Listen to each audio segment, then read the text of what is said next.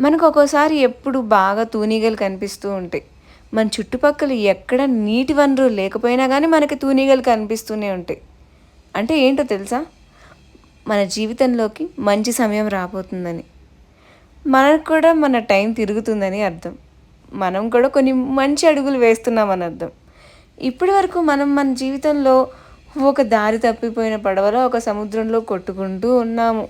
అది ఎటు పోవాలో తెలియక, అరే ఈ కష్టాల ఊబిలో మునిగిపోవాల్సిన సమయం వచ్చింది అనుకున్నప్పుడు మనకి మంచి సమయం వస్తుంది.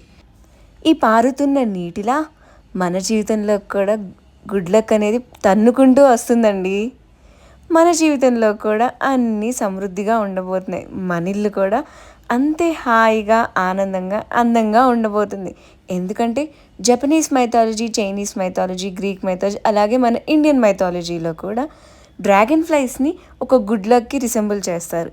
అవి మనకు కనిపిస్తున్నాయంటే అర్థం మన జీవితంలో కూడా ఎన్నో మార్పులు రాబోతున్నాయని అర్థం.